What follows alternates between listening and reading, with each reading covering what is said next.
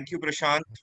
Thank you. I Thank you. think this is one of the most melodious starts to any webinar we have had in the recent past in the COVID era. Great. So I think we are dead on time. Let me start with inviting everyone, and thank you everyone for joining us on a Sunday evening for this webinar, which is hosted by AstraZeneca and MSD in addition to Reliance Life Sciences and Aureate, supported by Sarvodaya Hospital. May I request the first speaker for the day, Dr. Preetham, to please join in. He'll be speaking on immunotherapy and its role in lung cancer. Are we ready for prime time? Dr. Preetham Jain is with Bombay Hospital. He's a senior consultant medical oncologist and one of the very good speakers. So over to Dr. Preetham Jain. Let's have a good scientific discussion today. And we'll have Prashant as the moderator to have the last session with us. Dr. Preetham, can you hear me?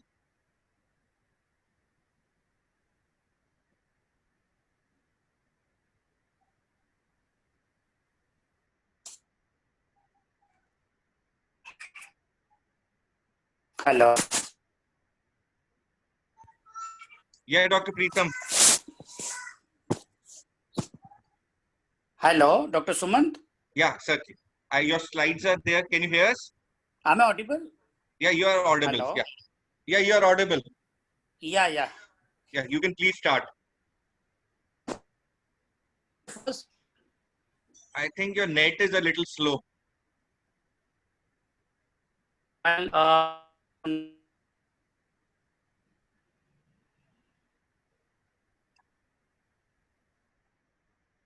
the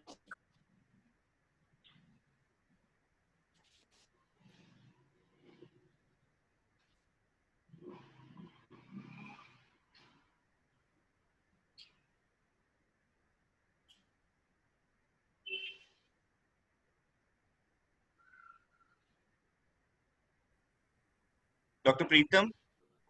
So Dr. Preetham is reconnecting. Okay, let him reconnect. Yeah.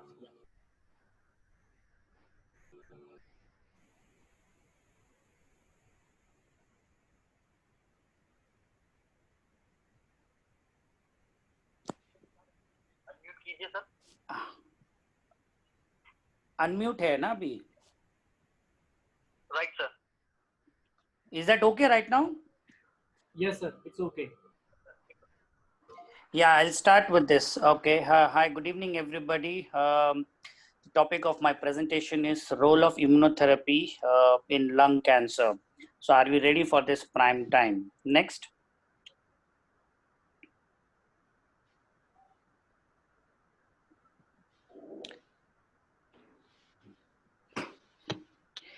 Okay, so today's presentation, the outline is, we need to know first what exactly are the principles of, immunotherapy. Once you know, based on these principles, how these principles are applied on carcinoma. So we will be advanced, non-small.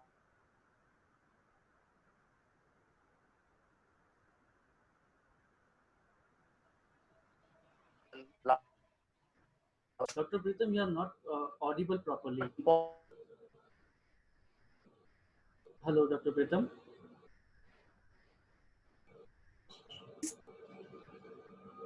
Sir, I think you should reconnect. Hello, am I audible? Hello.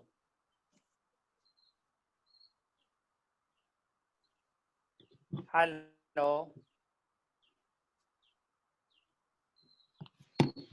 So you're audible now. You're audible now, sir.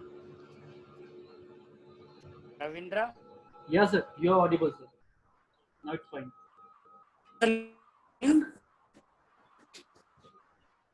Still there is this disturbance, sir.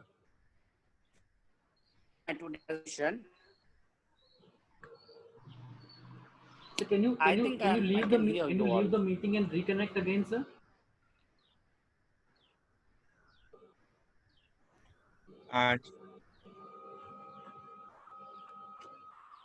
I'll talk to Dr. Preetham. I think we should be. Dr.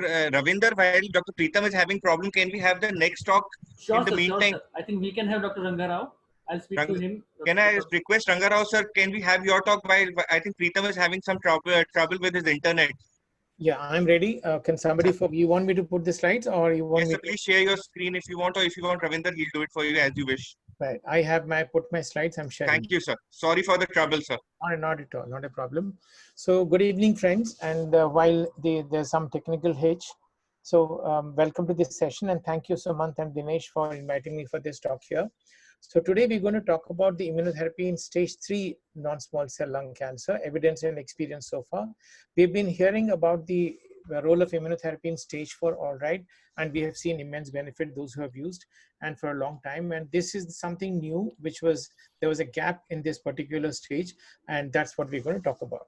So there is a case here, 68-year-old female, she's a Western person, and she's a retired teacher. She's been a remote smoker. She quit in 1994. She presented with non-resolving cough since summer 2018, and then she had one episode of the hemoptysis. There was no weight loss, and she was very active. She was hypothyroid, well controlled, controlled high blood pressure on treatment, and she had an abnormal X-ray chest in January 2019 as well as in the December 2018. So if we just see the two X-rays of December 2018 and January 2019, you will appreciate that there has been a slight increase. And then she underwent the investigation. December 2018, she had a CT scan of the chest which showed about 8 into 9 globulated mass in the right upper lobe, and then that was abutting the mediastinum and the pleura. There was hilar adenopathy. There was a possible mediastinal adenopathy. At least she was having a disease which was clinically T4 and N1 and possibly N2 also. She underwent a PET scan in January 2019, which revealed very clearly the highly hypermetabolic mass in the right upper lobe with a central area of necrosis. It was invading the mediastinum. It was abutting the mediastinal pleura. And then it was also mildly there were hypermetabolic right alar nodes and right lower paratracheal nodes. And there was no distant metastasis. So the stage was the 3B. And then this patient was discussed in the tumor board, and then the surgeon said this was not an operable lesion right now. And the question was asked, in case she's given neoadjuvant chemotherapy, would she be operable? The answer was a denial. So therefore, she underwent EBUS biopsy of the mass and right lymph node, the right low paratracheal lymph node, R4. And then it was positive for TTF, and the analysis with the EGFR, because it was not a stage 4, this was sufficient. And then final diagnosis was an adenocarcinoma lung with EGFR mutation negative, T4N2M0 stage 3B, ECOG stage was 0. So she was discussed once again with all the investigations in the multidisciplinary tumor board, and the options discussed were that she should have the radical intent concurrent chemo-RT, and she commenced her concurrent chemo-RT with the regime of the cisplatin etoposide 3 weekly, along with the radiation, which was delivered for 60 gray in 30 fractions in March 2019. She did have the febrile neutropenia after one cycle. So therefore, there was a dose reduction by 20% in the second cycle.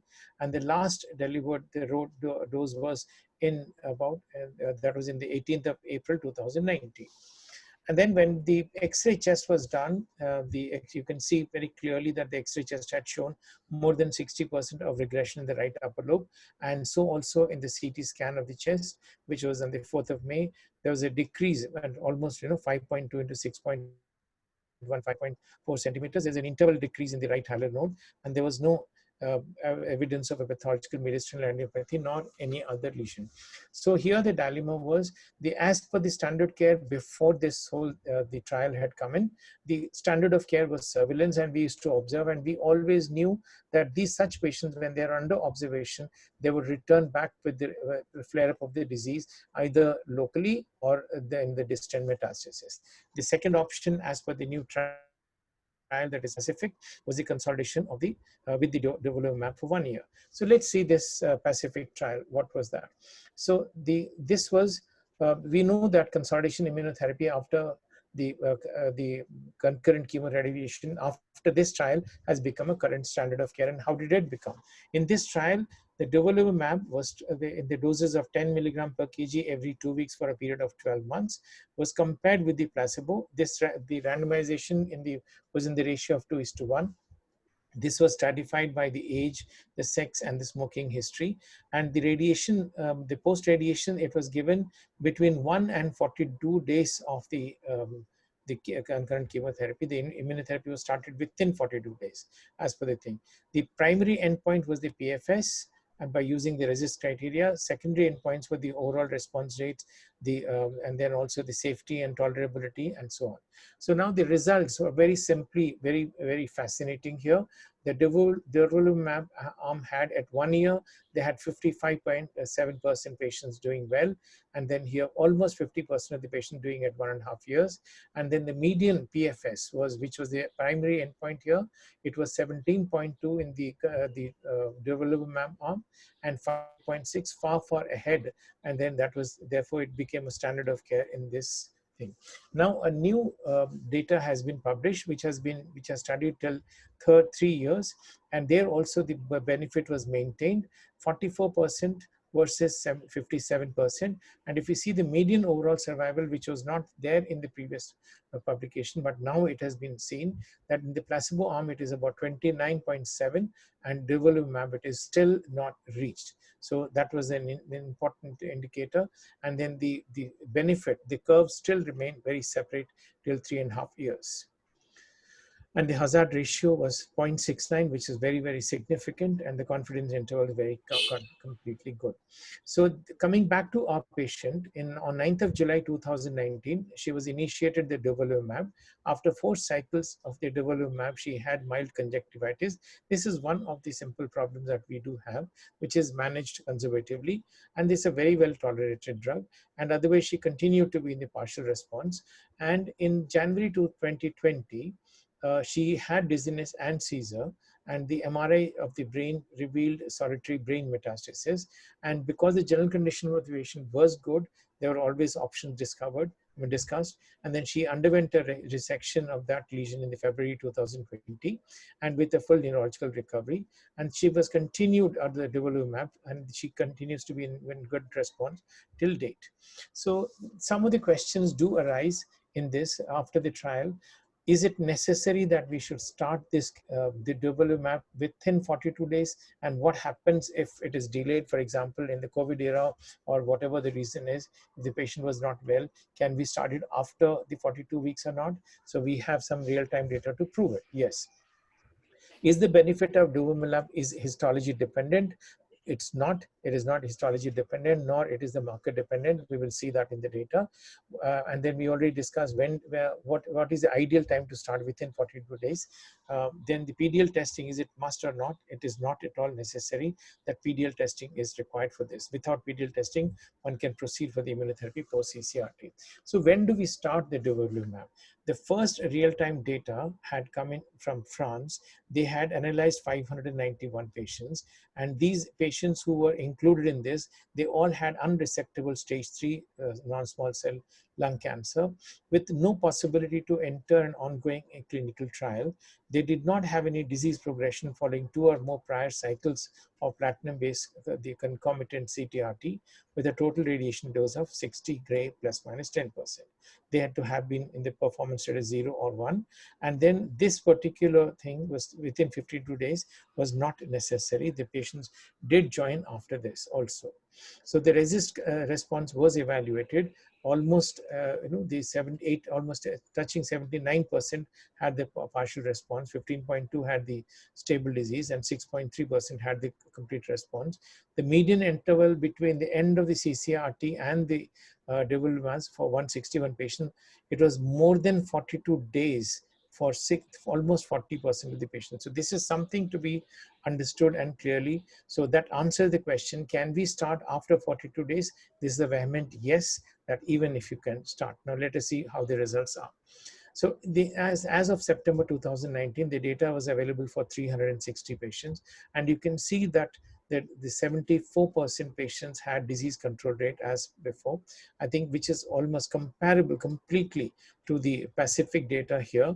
And then which was mentioned that the durvalumab was having a very good objective response rates in between both. And here we have a complete data which is even after starting of 42 weeks, the response was well maintained, and we are having similar results as in the Pacific trial.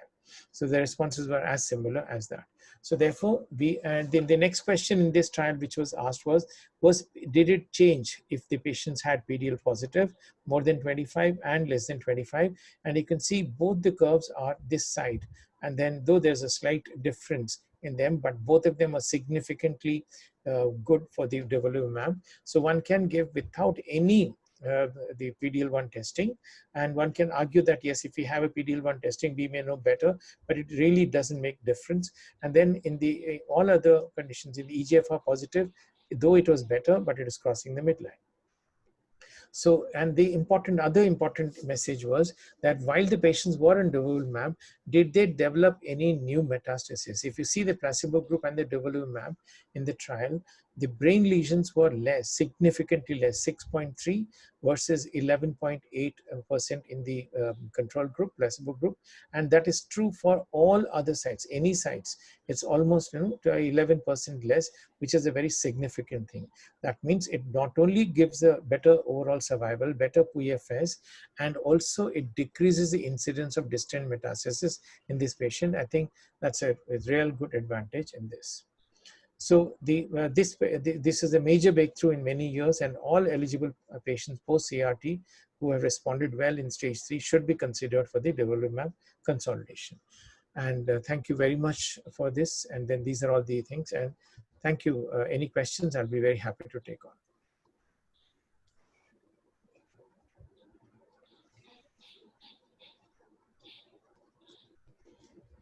Thank you, sir, for a wonderful talk as usual. And it is always a pleasure to have you on board and learn from you. Any questions from anyone? They can ask in the chat box and we can unmute them. Yeah, thank you so much. And while the questions are on, I must also say that we did participate. We were giving this on a compassion grounds for many patients in the previous setup, and they were doing very well. And one impressive thing is the tolerance. Tolerance is fantastic, actually. No patient had to call up for anything, no counts problem, no other reactions. Mild conjunctivitis, that is the only issue in some patients. And it's very, very well tolerated. And most of the patients do belong to 50s, 60s, and couple of them are 65 and above, and it's very well tolerated. And even now another patient also we've started recently. I think it's a fantastic drug to have. So one question is from Dr. Malkesh. What are the second line options one such patient post first line durvalumab, and can we use other checkpoint inhibitors after durvalumab? I am not sure of any data available like that for this, and I don't think any trial is going on to my knowledge. So I think at the moment we have the durvalumab. And maybe in the targeted agents, in the mutational things, the investigational agents are maybe gefitinib in the EGFR positive. So such trials are on. I think we'll have to wait for more data. At the moment, the current standard is only durvalumab. Dr. Sagar would like to ask that in your case, that post CTRT imaging looked to have almost a 40-50% shrinkage. So yeah. Did you think of surgery as an option at that time? Excellent question. I was actually waiting for that. If I'm not sure any surgeon is here or not, they'll be dreaded to operate a patient who has been given radiation. I think Dr. Vedant is there. Yeah, so I'll ask Vedant also after I finish the things. So generally, this was when you look at the CT, it's so tempting. Any surgeon would like to go for it. But I don't think we have such data of large data at least that they have operated upon such patients, because number one, there was N2, and then second thing is the problem, post-operative problems after the RT are something immense, and they're not very comfortable. And the other thing is that the patients who are planned for the surgery, we always give neoadjuvant chemotherapy rather than CT-RT. So maybe Vedant can answer this if he's there. Yeah, so I agree, Dr. Rao, because radiation makes it quite a lot difficult. Secondly, this is a 68-year-old lady, so already pulmonary reserve may not be very great, who has been a smoker also. So I think surgery should be very well weighed and then decided. So would probably be an exception rather than a rule. Right, absolutely right. I agree. And sometimes there is a pressure from the patients, especially if they're young, 40s or 50s. I mean, and the patient is also fit. Even then, I think what we have said is Yeah, that is in that case, in that case, as you said, we should consider NSCT rather than CRT. absolutely right. Thank you, sir. Prashant, I think there are a few more questions, sir. Prashant can discuss with you while in the question and answer session, if you allow, so that we can continue with the next talk. We'll be on time. Thank you, sir, for the Very much. Thank you. Thank you for excellent talk. Can I have Dr. Preetham back if the slides are working now? Can we have the slides of Dr. Preetham Jain back if his internet connectivity is fine? So am I audible, Dr. Yeah, Sumant? Preetham, you are totally audible now. Please go ahead. Finally, thank you. Thank you very much, Dr. Sumant. Okay, let me quickly begin with my presentation. This should have been the first. All right, so the outline of my presentation is first to understand the principles of cancer immunotherapy and how we actually apply these principles in the advanced non-small cell carcinoma of the lung. And in this immunotherapy, as we all have heard of PD-1 and PD-L1 inhibitors, we'll try to see how efficacious are these immunotherapy drugs. And during the same time, it is important to know what exactly is PD-L1 expression. And based on this, the patient selection is of paramount importance while treating the patients. Simultaneously, we'll also just quickly find out the combination therapy with immune checkpoint inhibitors, its adverse events, patient management, and there is some terminology called as progression or pseudo progression. Next. All right, so immunotherapy for advanced non-small cell lung cancer. Next. We'll begin with the principles of cancer immunotherapy. Okay, so we all know there are two important immune systems in our body. To the right hand side is the adaptive immunity, and to my left hand side is the innate immunity. I would like to stress more on this adaptive immunity because the whole immunotherapy works based on this adaptive immunity principles. Before this, let's just know what exactly is innate immunity. You see, innate immunity is a very non-specific immunity. It is a first line of defense. For example, we have white cells, natural killer cells, neutrophils, and they get activated, and this leads to an adaptive immunity. In contrast to this, the adaptive immunity is a very specific target recognition. So they identify a particular target. This immunity slowly builds up. Okay, it gradually builds up. And it is basically a cell mediated or an antibody mediated. What's more important and specific to this adaptive immunity is it has a memory. Once this immunity is activated, the memory becomes faster, stronger, and subsequent response. So based on this faster, stronger, and subsequent responses, the immunotherapy has a durable effect. So it is based on these principles that the immunotherapy actually functions. Next. Okay, so as I've mentioned that we have the cell-mediated immunity, which is the most important, is the T cell response. This is the first signal. And so we have a tumor on the left-hand side with a class 1 major histocompatibility complex, class 1 MHC. At the same time, we have two important cells. One right at the bottom is the CD4 helper T cells, and the other above is the CD8 T cells. So these two cells plays a very paramount importance in killing the tumor cells. So class 1 MHC, interacts with the CD8 T cells, and the class 2 MHC interacts with the helper T cells. So it is the helper T cells which interacts with the antigen presenting cells, and that makes a major difference in the immunotherapy functioning. Next.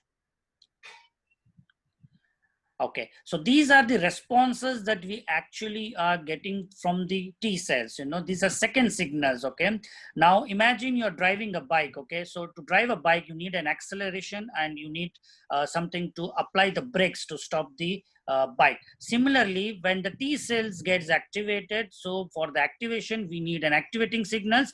And at the same time, you need to understand that you have to inhibit. So you have to apply these brakes and inhibit the signals called as inhibitory signals. So what is very important is that the PD-1 and the CTLA-4 are inhibitory signals. in the natural body, all right? So we have PD-1 inhibitors, then what happens, the inhibitory signals are inhibited and the T cell gets activated. Once they get activated, they go and kill the tumor cells. Next. Okay, so this is a beautiful animated slide which tells us the overall cell-mediated tumor immunology. So we have a tumor right now, and this tumor releases some antigens which are identified by the dendritic cells. Next. And then these dendritic cells are actually taken up with the help of MHC and B7. And once it is taken up, they go from the lymph node route, and then what happens is that normally in a body, the T cells are in a resting phase. And suddenly, once these tumor antigens are presented, the resting T cells gets activated. And then these resting T cells, once it gets activated, the activated T cells goes and attacks the tumor cells. Could you just tap this so that the animation is continued? Yeah, so these resting T cells, then what happens, gets activated. So there's a T cell clonal expansion, release of the cytokines, and there is a release of perforin granzymes, and this is how they actually enhance the immunity, thereby destroying the tumor cells. So this is the basic cell-mediated tumor immunology, and based on this, the whole immunotherapy functions. Next. So once this immunotherapy has been discovered, this is actually the history of cancer immunotherapy with the key milestone right from 1970s till 2015, and now we are in 2020 with more recent advances. If you see nivolumab, which was approved in non-small cell lung cancer, and the pembrolizumab was also approved for PD-L1 positive non-small cell lung cancers. And right now we have the same immunotherapy in various indications. So I'll confine this topic to the non-small cell lung cancers. Next, please. All right. So we've been hearing what exactly immunotherapy drugs are. We keep listening PD-1 inhibitors, PD-L1 inhibitors, PD-1, PD-L1 interaction, CTLA-4 inhibitors. So what exactly is this? To the right side of my slide, we have PD-1 monoclonal antibodies. The example of this PD-1 is nivolumab and pembrolizumab. Then we have PD-L1 monoclonal antibodies, which is a ligand. The examples are atezolizumab, avelumab, and durvalumab.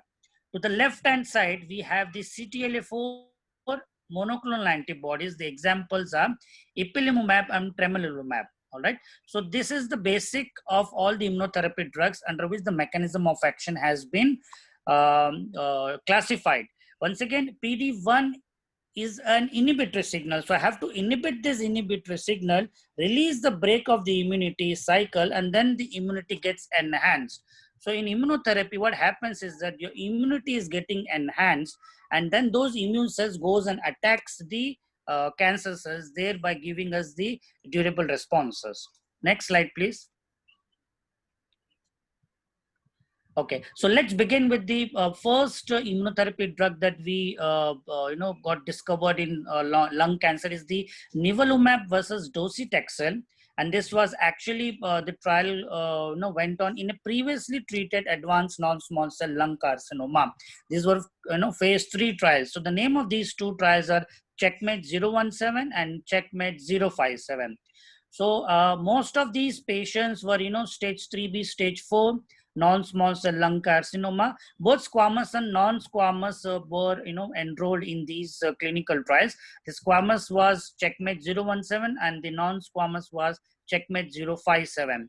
The dose was during these trials was 3 mg per kg every 2 weekly against docetaxel 75 mg per m squares again 3 weekly, and this was continued until progression or unacceptable toxicity, with the primary endpoint for both the trials was overall survival. Next slide. Okay, so what happened with nivolumab against the docetaxel in an advanced squamous cell carcinoma? If you see this overall survival curves, clearly there is a separation of curves between the two. And with the overall survival rate at 1 year for docetaxel is 24% against nivolumab, which is 42%, which is almost double. And at 18 months, the overall survival rate is 28% for nivolumab against 13% only for the docetaxel. So the median overall survival for nivolumab was 9.2 months against it was 6 months for docetaxel. The hazard ratio was 0.62. And the minimum follow-up for survival in these trials was 18 months. Next slide. All right. So the same nivolumab, I think you have gone one slide ahead. Can you go back? Yeah. So now the nivolumab was used in non-squamous, that is adenocarcinoma, in an advanced lung cancer. The overall survival in a non-squamous variety, if you see the median overall survival is 12.2 months, which and against docetaxel, which was just 9.4 months. The median overall survival in nivolumab for squamous was just 6 months, but in a non-squamous it is 12.2 months. And that's the difference. So this is what they say, that the nivolumab, the response rate and overall survival, statistically they are superior for non-squamous. Next slide. Okay, so what is important to know when we are using this immunotherapy is the PD-L1 expression.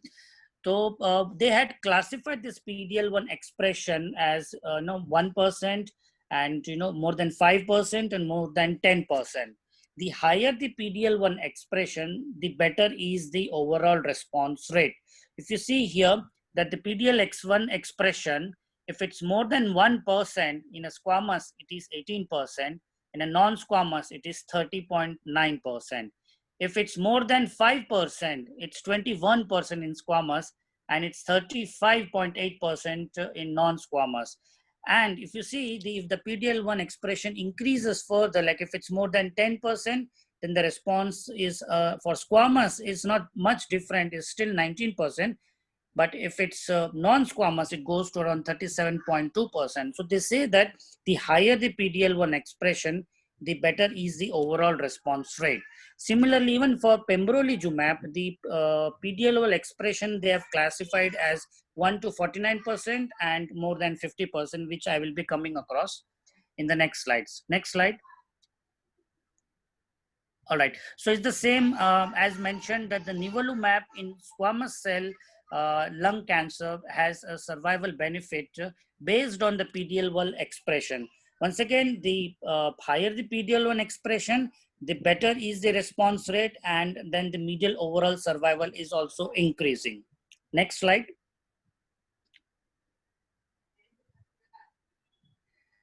Same. Now in the non-squamous pattern, if the PD-L1 expression is high, then the overall survival, median overall survival with 1% is 17.2 months, with more than 5% it is 18 months, and more than 10% it is 19.4 months. And if it's low expression, then the nivolumab response rate and the overall survival is as good as docetaxel. It's clearly mentioned that it's 10.4 months at nivolumab and 10.1 months with docetaxel. So overall, the crux of this slide is that the higher the PD-L1 expression, better is the response rate, better is the median overall survival. Next slide. All right. So there have been safety issues related to immunotherapy. So they have also been, grading these immunotherapy response, which we, use as immune-related adverse events. And we will get back to this in the subsequent slides. What are the immune-related adverse events? If you see that there were no treatment-related deaths in the nivolumab group against docetaxel, where there were 2 patients with treatment-related deaths. Apart from this, the treatment-related adverse events were far more superior with the nivolumab than with the docetaxel. Next slide. Yeah. What they have mentioned is the time to onset of first treatment-related selective adverse event. So once you start with this nivolumab or any immunotherapy, we may be worried. So when exactly we have to remain alert for these immune-related adverse events. So what they say that majority of the treatment-related adverse events occurred within the first 3 months of treatment, and it may affect either skin, GI, pulmonary, endocrine, renal. There may be incidence of hypersensitivity reaction, and many times hepatitis, liver involvement is also seen. Next slide, please. So the next immunotherapy that was in the pipeline is pembrolizumab, which is now very very well recognized and approved by the NCCN guidelines. And this pembrolizumab, once again, if you see, the PD-L1 positive tumors is the most important criteria for the selection of the patient, and most of the times, in already a known patient has already been treated with the previous therapies, they were enrolled in these clinical trials. So most important is whether the PD-L1 is positive or negative. And if it's positive, they have classified whether it's between 1 to 49% or if it's more than 50%. What they have used is the different dosages schedules. One is the 10 mg per kg every 3 weekly, and they have also used 10 mg per kg every 2 weekly, and there have been now flat doses also. So as mentioned, that this was given until disease progression, unacceptable toxicity, or death. Next slide, please. Okay, so the PD-L1 expression is of paramount importance in the KEYNOTE-001 trial, because based on these expression, the response rate and the survival benefits of pembrolizumab has been determined. If you see this slide to the right hand side, if the expression is less than 1%, if the expression is 1 to 49%, and if the expression is more than 50%. So clearly there is a separation of these three curves, and there is a superior benefit in patients with a score more than 50%. And then the curve starts separating at a very early stage, right at the 4th month or 3rd month itself. That's why based on this, if the PD-L1 expression is more than 50%, pembrolizumab monotherapy has now been recommended as the standard of treatment in an advanced non-small cell carcinoma. Next slide, please.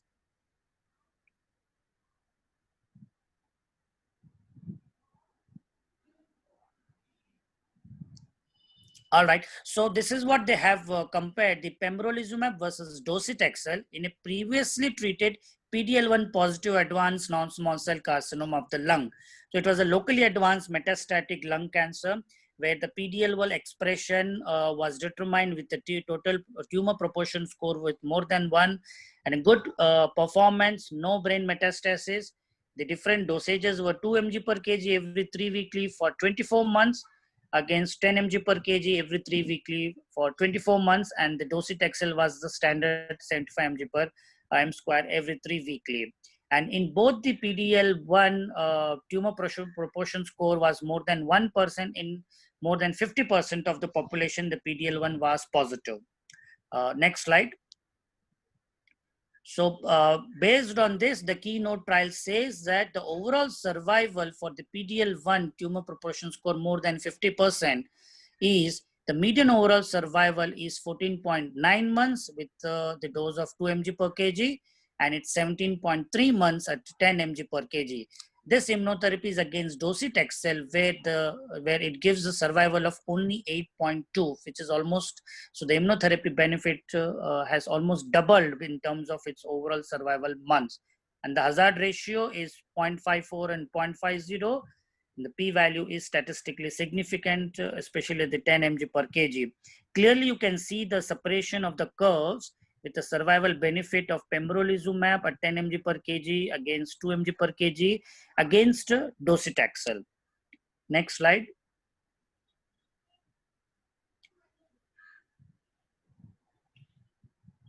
All right, so this is the forest plot diagram. If you see, there are different subgroups that were taken into consideration to find out that what are the subset of the patients that favors pembrolizumab.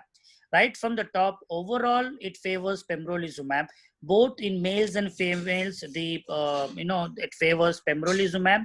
Even in terms of age, with age less than 65 has a better favorable group than more than 65. And for good performance favors pembrolizumab. PD-L1 tumor proportion score more than 50% has the best favorable pembrolizumab therapy. Dr. Even in Peter, terms, yeah. sir, I think we are running out of time, so I request you for conclusion. Yeah, I'll quickly finish it off. All right. Thank you. Okay. So even in the histology, both squamous and adenocarcinoma, the response was good, which favored. If you see, the mutation of the EGFR status did not favor the pembrolizumab. Next slide. Next slide. It's the same thing that has been told. And PD-L1 expression also is a potential predictive biomarker for atezolizumab, which is the next immunotherapy drug which has been identified. Next slide. Atezolizumab, the trial name was Poplar trial, and this was again docetaxel, and the dose that was used in atezolizumab was 1200 mg IV every 3 weekly. Next slide. And the Poplar study also says that there is a clear separation of the curves against docetaxel, with benefit for it going in favor with atezolizumab. Next. Yeah, again, this is the same, that the PD-L1 expression is important to favor the atezolizumab. Next. Next slide, please. Okay, so is PD-L1 expression useful for patient selection? The answer is yes. It is indeed important to explain the response rate to the patient. So PD-L1 expression is of paramount importance. Next. Okay, just to understand, there are PD-L1 IHC assays. The name of the methods that generally they do is DECO and Ventana method with the different clones. We need to understand the definition of the positive PD-L1. Either it could be more than 1%, more than 50% is strongly positive. And the positive definition is different for pembrolizumab, nivolumab, and durvalumab. Next slide. Next slide. Next slide. So we have the combination therapy now. Immunotherapy has been used in combination with the other specific immunotherapy. Next slide. These are the other trials used in advanced non-small cell carcinoma of the lung, where there is a combination of both nivolumab and ipilimumab, which is the CTLA-4 inhibitors, durvalumab and tremelimumab. So the concept of combination of immunotherapy has been used in the trials. Next. Okay, so pembrolizumab is the recently approved standard of care, where the PD-L1 positive, more than 50% of the tumor cell lying with FDA approved assays. Next. So these are the NCCN guidelines. As already mentioned, if the PD-L1 expression is more than 1 to 49% with no targetable or actionable mutations, then whether it's adenocarcinoma or squamous carcinoma, you can use this pembrolizumab in combination of with chemotherapy, and you can continue to use as long as the patient is responding or stable. If the PD-L1 expression is more than 50%, pembrolizumab monotherapy is directly indicated. Next slide. Next slide, please.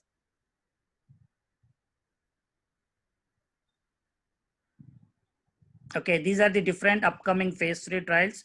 Just the name of the trials I would like to highlight here. Next. Adverse events and patient management. Yes, next.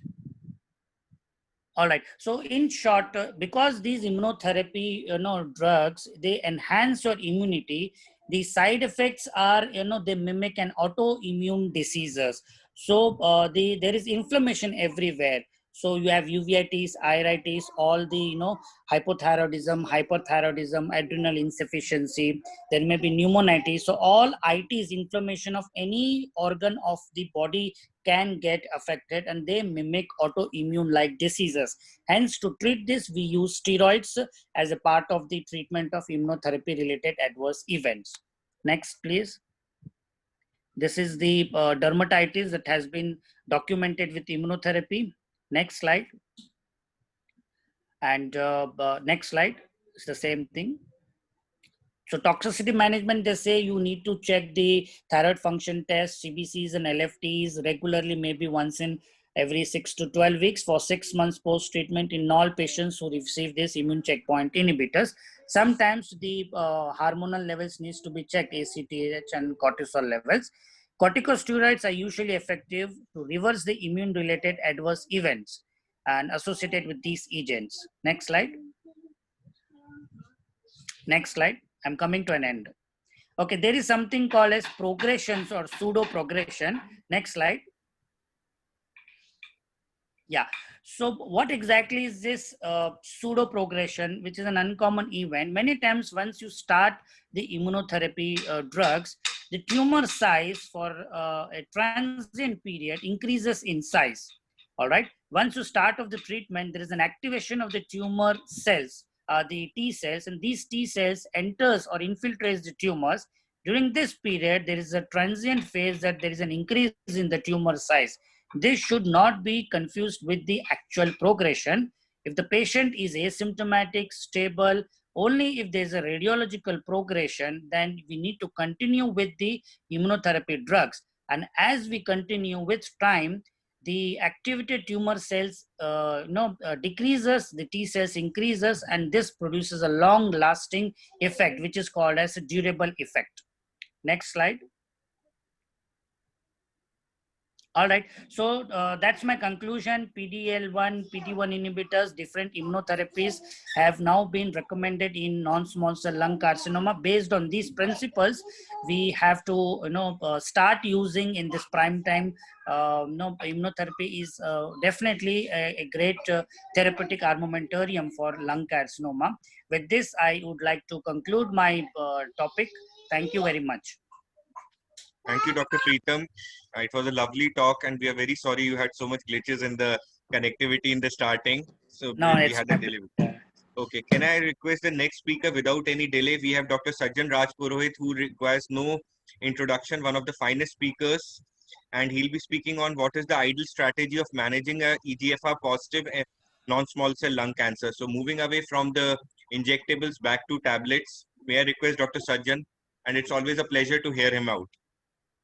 Thank you, Dr. Sumant and Dr. Dinesh Pandakar and all the team for inviting me here to talk. I think we're already running late, so I'll just come directly to the topic. So the topic, which is, Ravinder, can you start sharing the screen for me? Ravinder, the slides, please. Yes, sir. Yes, sir. Sharing that. Okay. From the time he starts sharing the screen, I think this is a very vital topic for all of us, and we all know that in the EGFR positive domain, there are a lot of options which have come up for us, and it becomes really challenging for us to decide which is the best way forward. I think this talk is with respect to the patient who is able to afford anything and everything. And if such a patient comes to us in 2020, what is our best choice? So next slide, please. So when we are considering a patient for the first line treatment option in EGFR mutation positive lung cancer patient, what do we think? Next slide, please. So the important considerations are the progression-free survival and the OS, which is very, very important for us for any cancer. So we like that drug to be very important in improving the progression-free survival. And if that drug can improve the overall survival, it actually enhances our lot of confidence in that drug. If a patient has got a disease in sensory sites like brain, whether that drug can affect those sites and or can delay the disease reaching these such sites. So that's another consideration. Toxicity and safety and tolerability are important also aspects when we try to choose among the currently available options, and then we decide as to which is the safest, which is the most effective, and which is the most durable. So I think these are three important aspects when we choose. Next slide, please.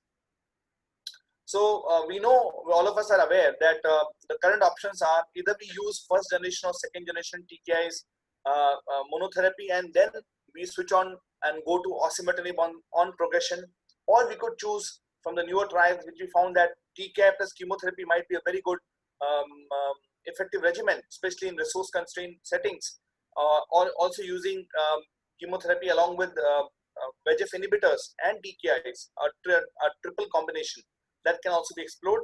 And the most important thing which we have now for over last 3-4 years, where our confidence has increased, is direct use of third generation EGFR TKI, which is osimertinib. So let's compare all these options one by one and decide as to which is the best way forward.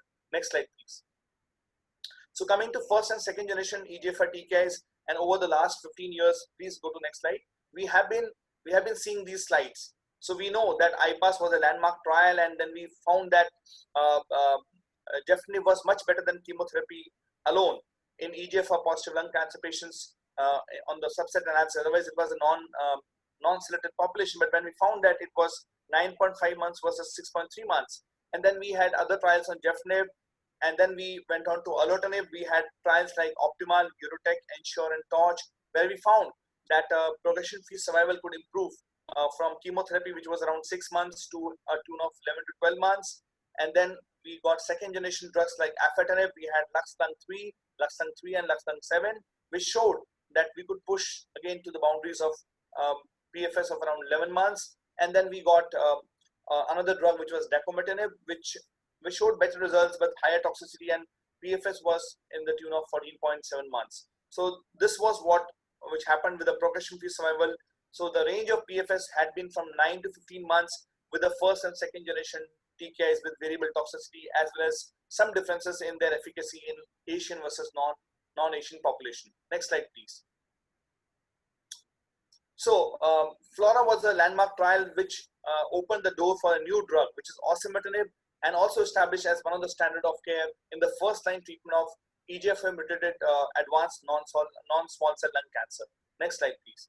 So it was a randomized large double-blinded study, and the inclusion criteria are very important. This trial included everybody about 18 years of age who had performance status of 0, 1, exon 19 deletion, or L858R, no prior systemic anti-cancer treatment, and they also allowed stable CNS metastasis. This was the important inclusion criteria. They had stratifications for exon 19 deletion versus L858R and race of Asian versus non-Asian.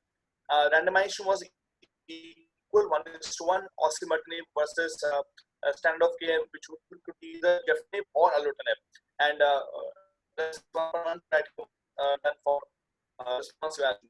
Primary endpoint of this study was progression-free survival on RECIST 1.1. Secondary endpoints, important secondary endpoint was overall survival, apart from others like objective response rates, durability of response, as well as safety and efficacy. So next slide, please. So osimertinib demonstrated a significant improvement in the PFS across all pre-specified subgroups. So we can see here in the forest plot as well as in the curves, you can just see such a beautiful separation of the curves. Right from the beginning, you can just see the curves have started separating, and they've continued to separate over the next 2 years. So this is one thing which is really phenomenal. We rarely see such kind of separation of curves in various trials. And I've also see the CNS disease, the patients who both had metastasis as well as non-metastatic to CNS, both had a very good response with which was favoring osimertinib. And also in both exon 19 as well as in L858R, the hazard ratios favored osimertinib. And all other subgroups also, there was a clear demarcation towards favoring osimertinib in this trial. The PFS was 18.9 months versus 10.2 months as the primary endpoint, and which was highly statistically significant. Next slide, please.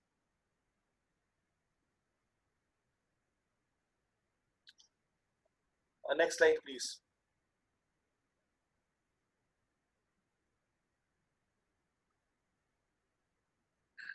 And also, it showed that this progression-free survival was statistically significant in both the subgroups.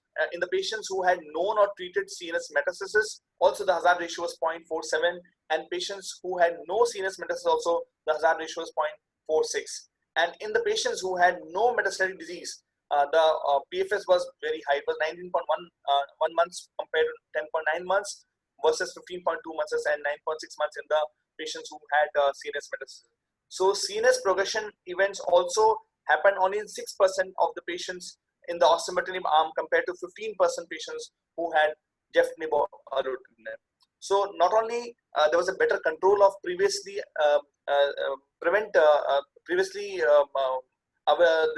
if there were only existing CNS disease, it could prevent it to progress, and also it could prevent new metastasis to the CNS. And almost the rate of prevention was 6% versus 15%, much higher compared to the standard of care. Next slide, please. Ravinder, next slide, please. Now coming to the second generation drugs. So Lux Lung 7, if you just see the curves here, if you just see afatinib versus gefitinib, you could just see that around 12 months, both the drugs were almost doing similar, and after that, the separation of curves starts happening. And the Lux Lung 7 had stable brain metastasis, which were included as a part of the study. Archer had dacometinib versus gefitinib, and you could see that curves only started separating at 6 months of follow-up. And this study actually had excluded brain metastasis from the primary inclusion criteria. But in FLAURA, if you see, the separation of curves has started in the beginning, and it keeps on separating over time. And this study also had included all the patients who had stable brain metastasis. So though the cross-trial comparison is not a very great way to compare the studies, but you can just see that if we start the benefit of osimertinib starts quite early on, and it continues to be beneficial over the time when the patient is on osimertinib. Next slide, please. Osimertinib also provided unprecedented improvement in PFS in the FLAURA trial. And again, these slides show that there is a consistent improvement from first generation to second generation to third generation. But the best PFS was with osimertinib, which was 18.9 months versus dacometinib, which was 14.7 months. And first generation gefitinib and afatinib had comparable around 9 months to 11 months. So again, this is a cross-trial comparison, not a very good way to compare, but we could see that PFS was improving over time once we moved from first generation to third generation TKIs. Next slide, please. So Archer was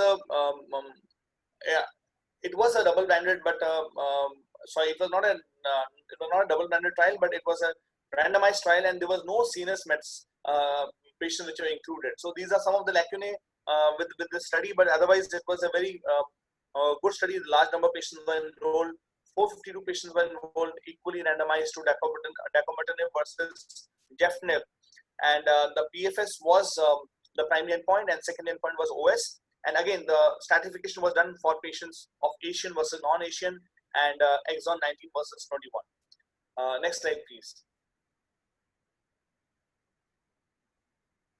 So if you just see with respect to all the three parameters which are important when we're looking about a drug, one is what is the objective response, what is the progression-free survival, and is there a overall survival difference. So if we just go through these trials, IPASS, starting from IPASS to Optimal, and then Lux Lung 3, Lux Lung 7, Archer, and to combination trials, we found that objective response rates have been good across all the drugs. They have been starting from erlotinib around 58%, 56%, to as high as combinations. Like we had a very good result from Tata study, TMS study, which showed gefitinib plus chemotherapy had high objective response rate of 84%. And we also found that PFS also increased from first generation drugs, which we saw in the last trial, last slide deck, that we improved from 9.5 months to as high as 17 months and 19 months in combination of VEGF inhibitors along with EGFR inhibitors. So there have been a lot of trials which have found that a combination of EGFR positive and a TKI and a VEGF inhibitor could also be a good choice. What has come out as of now with respect to OS is that first and second generation TKIs have not yet been able to find any OS difference with respect to the gefitinib or erlotinib. So they have improved the PFS, they have some betterment in objective response rates, but no OS benefit has been possible. And there are certain studies which I think where OS is not reached, and we will like to see those studies, which are very interesting combinations of chemotherapy along with EGFR inhibitors, as well as getting VEGF inhibitors along with EGFR TKIs. That would be really interesting to see. But as of now, please next slide. So this was one trial which was with dacomitinib, and dacomitinib we know that it's a very good drug, but only the major concern has been toxicity. If you just see here, the Archer 1050 trial was only designed to show an OS benefit if there was a statistically significant improvement in the objective response rate, and there was no difference in the objective response rate, and therefore Archer could not show any significant OS difference. Also, one more thing which was concerning was that there was a crossover of these curves twice, and I think that's a really worrisome, that probably some patients who had early on toxicity were doing worse in dacomitinib arm compared to gefitinib. So I think these two things have dampened our enthusiasm with dacomitinib until unless we have a trial with a lower dose, where probably it might have a similar kind of if it is able to maintain the efficacy and toxicity is decreased with the lower dose. I think that trial will really help us understand whether dacomitinib can be a good choice for us. Next slide, please. So I think this is the same. We'll go to next slide. So there have been discrepancies with both the toxicity as well as the efficacy data of dacomitinib. But once we come to FLAURA, you can just see that these curves have been separating early on. The separation has been maintained, and at cutoffs of 1 year, it was 89% versus 83%, 74% versus 59%, and 54% versus 44%. At 3 years also, it was statistically significant, and despite this happened despite a cost rate of 31%, which is very, very, I think, phenomenal, because very few trials are able to show that even after a crossover of 31%, the OS benefit could be maintained in the osimertinib arm compared to the comparator TKI. So that's one thing which has really built us a lot of confidence into this drug. Next slide, please. I think this is the same repeat they've shown here, that OS was not significant in the Archer arm, and the overall survival was, as of now, for 34.1 versus 6.8 months, and it was not statistically significant because of the early crossover of these curves there. Next slide, please. Next slide. Next slide, please.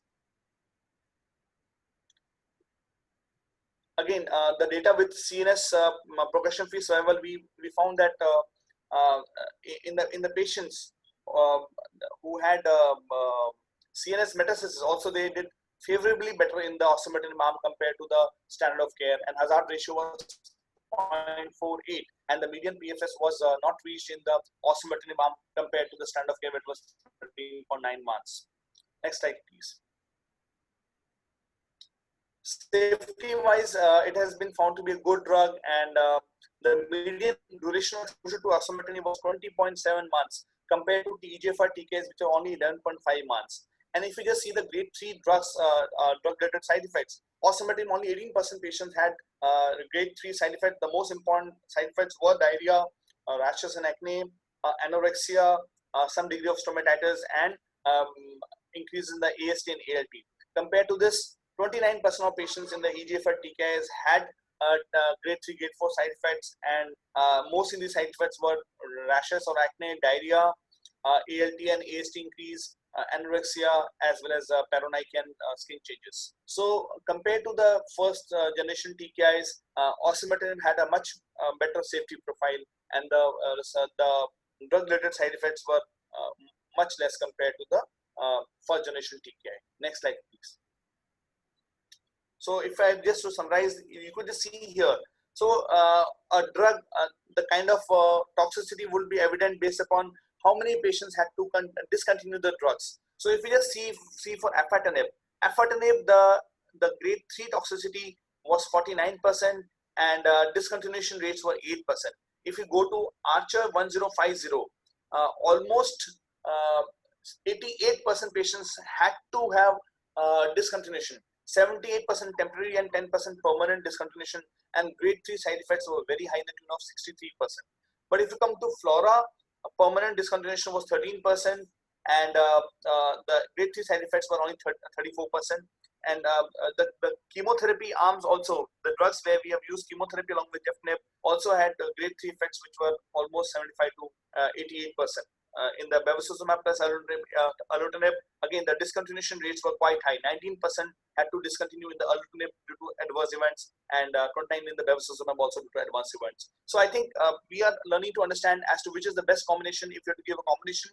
But if you have to just choose a single agent, I think osimertinib scores in all the domains, not only in the efficacy, also in the durability, as well as in the tolerance. All the three parameters have been found to be in the favor of osimertinib. Next slide, please. I think this I have already discussed. So dacometinib, I think we need to really understand as to which might be the best doses, and I think we are learning with the subsequent trial which is happening, and probably next 2 or 3 years we'll find whether a lower dose might be equally efficacious. Till that time, I think this drug is really difficult to handle. So to summarize, I think just go to the next slide, please. Again, there's a real life data with the geotag where they found that probably afatinib followed by osimertinib might be better, but then there were discrepancies in the geotag data because it was a retrospective data. And next slide, please. And there were some other lacunae, like next slide, please. So it was a retrospective data, and it excluded patients who were T790s M negative and who had died on first and afatinib. So there has been a possibility of using afatinib followed by osimertinib. But again, we have to understand that osimertinib also was a crossover. The Flora also was a crossover design, and we found that osimertinib followed by first or a new or another drug which could be used could also be a better option in some of the patients. Next slide, please. I think please go to the next slide. This is the previous slide. Next slide, please. Another challenge has been that if the patient not able to or a patient progresses on first and second generation EGFR TKI, only 1/3 of the patients are able to go to the second line, and because of the various issues. And that is one challenging aspect which actually hampers many patients to achieve their full potential of response. And I think this is what we should also help us know, that we should use the best drug in the front line and rather than using in the second line. Next slide, please. So I think with Flora, we had this clarity that osimertinib had better results compared to the sequencing strategy. So I think osimertinib arm had second line chemotherapy, but if we just comparator arm actually was first generation TKI followed by osimertinib, and it did worse compared to osimertinib. So also this shows that probably osimertinib followed by another strategy might be better than using first generation TKI followed by osimertinib. Next slide, please. This brings us to all the choices. I think all of us have individual choices, and I'm just here to present the data. But then NCCN has in the latest guidelines changed osimertinib again to category 1 preferred, because in last year the guidance had listed all of them as category 1, but now they have again made osimertinib as preferred category 1, and I think that's what shows us that this might be a preferred choice compared to all other choices. I think I'll stop it here. Thank you. Thanks a lot. Thank you, Dr. Sajjan, for a lovely talk. It was very nice. Can I have the next speaker now, Dr. Sushant? He'll be speaking on pembrolizumab in first-line NSCLC. Do we have Dr. Sushant Mittal with us right now?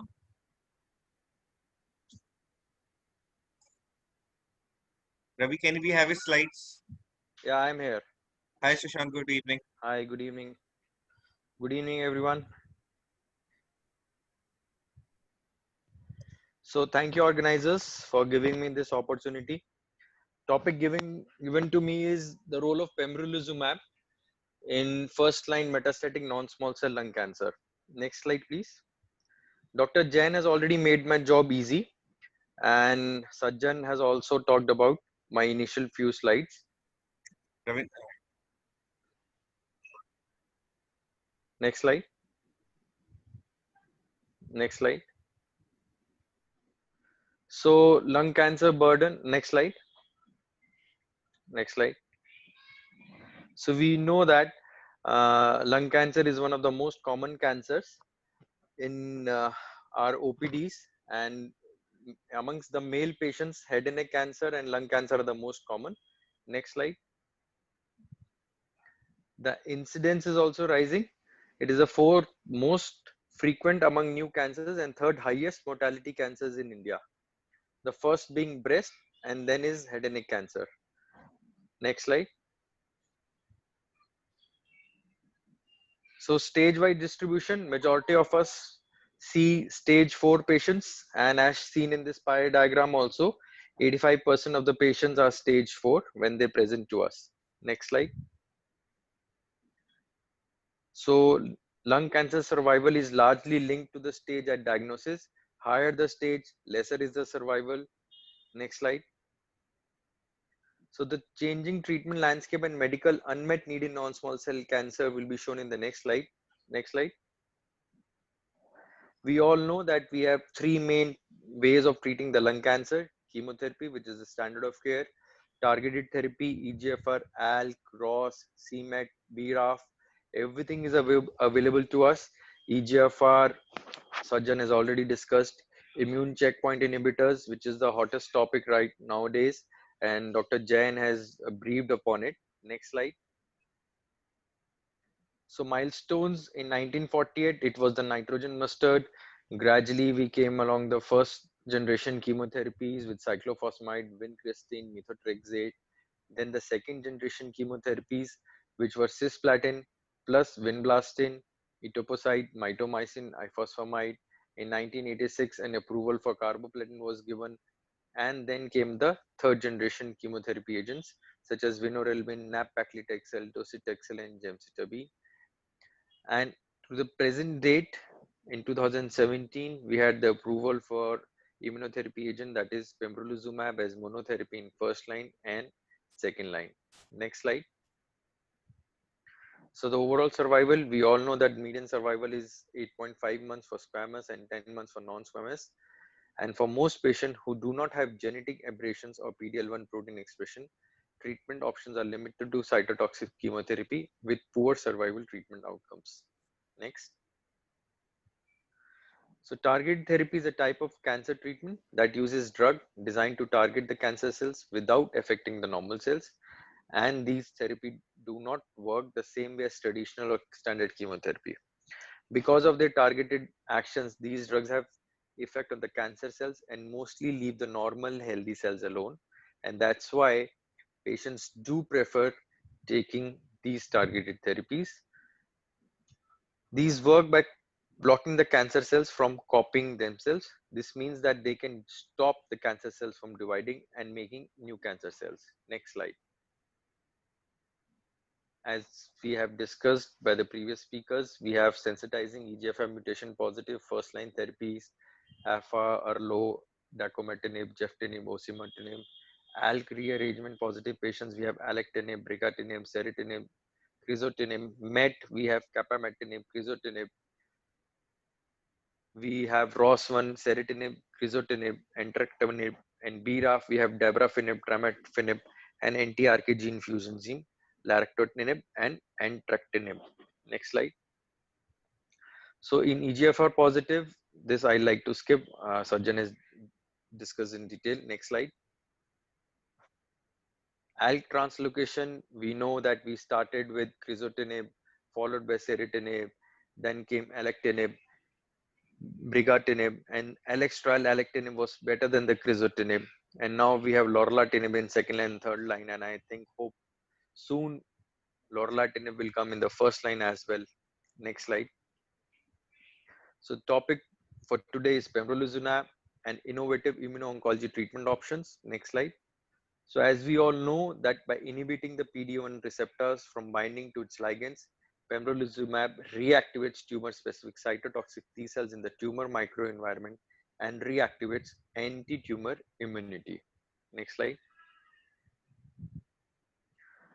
So NCCN recommends that pembrolizumab as a first-line monotherapy for non-squamous and squamous cell if the PD-L1 expression by TPS is more than 50% and obviously the EGFR, ALK, ROS, MET, and RET have to be negative.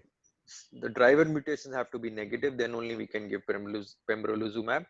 And in the second line monotherapy, that is after using chemotherapy in the first line, even if the PDL expression is more than 1%, TPS score more than 1%, pembrolizumab can be given. Next slide. So the indications are, as I told you, we have discussed, the loading dose is 200 mg in first line non-small cell lung cancer. It is infusion time is 30 minutes and frequencies every 3 weeks. Next slide. Next slide. So this was the pivotal trial in which untreated stage 4 NSCLC patients with PDL1 more than 50%, ECOG 0 to 1, no driver mutations, no untreated CNS metastasis, and no autoimmune disease was present. And 1:1 randomization was done. Pembrolizumab every 3 weeks versus platinum doublet. And in non-squamous, there was a pemetrexed maintenance. And on progressive disease, crossover was permitted in this trial. The primary endpoint was PFS and the secondary endpoint was OS and ORR. Next slide. So pembrolizumab significantly prolonged the PFS compared with chemotherapy in the first line NSCLC. It reduced the risk of progression by 50%, as can be seen by this graph. The graph starts separating just before the 3 months, and they continue to do so till end of the 1.5 years to 2 years. Next slide. The progression-free survival of in the PFS2 is also significant. Next slide. And we can see that it is present. The green line is for pembrolizumab, and we can see even at 24 months, the graphs have separated significantly. Then overall survival, pembrolizumab has shown a significant response even after crossover adjusted chemotherapy.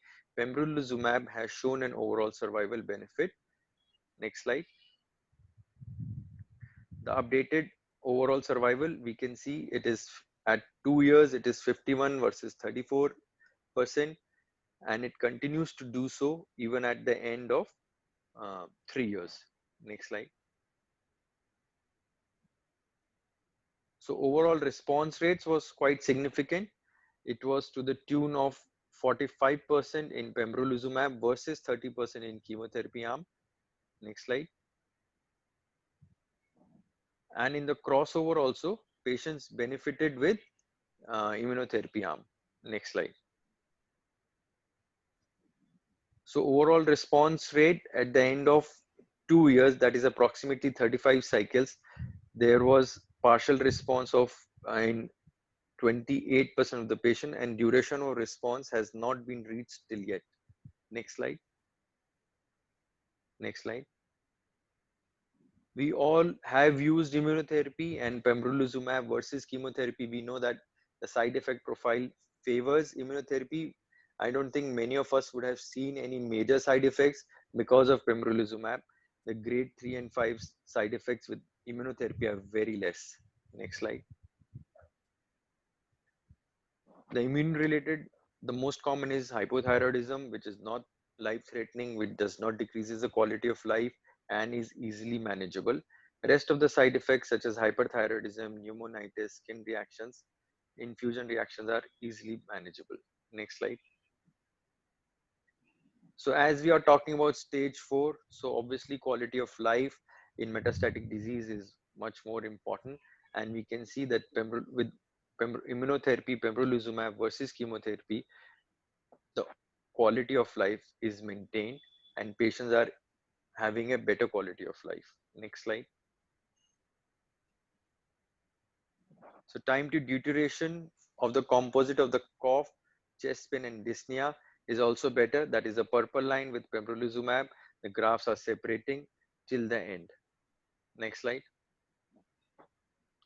So it has been approved in NCCN, in ESMO, in Society of Immunotherapy of Cancer, in ASCO and Indian consensus statement. Everybody has approved and recommends pembrolizumab as the monotherapy if PD-L1 is more than 50%.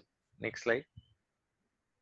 So to summarize, before the introduction of immunotherapies, there was a high medical unmet need for non-small cell lung cancer without driver mutations.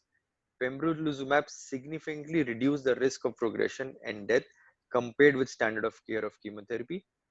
Pembrolizumab showed lower high-grade adverse events and improved quality of life compared with chemotherapy. And pembrolizumab is now a standard of care for mutation-negative patient with PD-L1 more than 50%. Next slide. I think I'll stop over here. Thank you.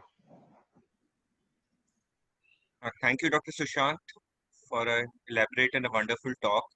And I'm really thankful to you for pulling us back on time. Now we are only 1 or 2 minutes late. So coming to the last session of the day, I'll request Dr. Prashant to start the panel discussion. And I'll also request Dr. Prashant Mittal to also adjust all the questions which we have in the chat box regarding the earlier speakers. So can I hand it over to Dr. Prashant Mehta for the needful? Prashant, can you hear me? Is he unmuted? Yes, Sumant, can you hear me? Yeah, I can hear you very well, Prashant. Okay, fine. Please So, take over. will Ravindra share my slide set? Ravinder, Or should can I? you do this? I'm sharing. Okay, fine. Prashant, please invite your panelists. Yes, please. So, let's have on the panel Dr. A very esteemed panel I have today, I must say. And Dr. Aditya Murli, are you there? Just say hi. Yes, very much. Yeah. Dr. Anjana, are you there? Yeah, I'm around. I'm here. Great, great. Dr. Vijit Shetty. I am here. And Dr. Rajat Channa. Yes, I am here. Great. Dr. Rohit Pai.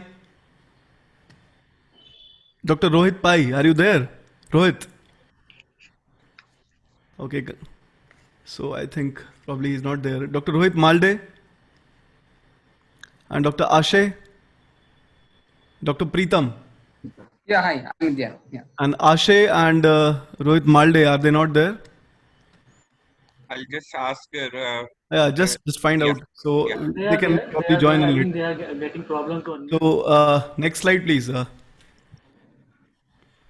Come to the next slide, Ravindra. Yeah. So as we have heard so many lectures before this panel discussion, that non-small cell lung cancer actually is not one disease anymore. It used to be 3 or 4, but now I think it is coming to more than 15 or 20. I don't know how many more we are going to get now. And you can see so many different alterations, so many different biomarkers have come into the picture now. Next slide.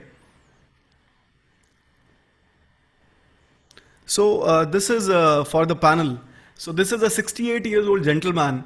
He's a former smoker and he has a right-sided apical mass in the lung, bilateral lung nodules, adrenal deposits. The CT-guided biopsy says non-small cell lung cancer.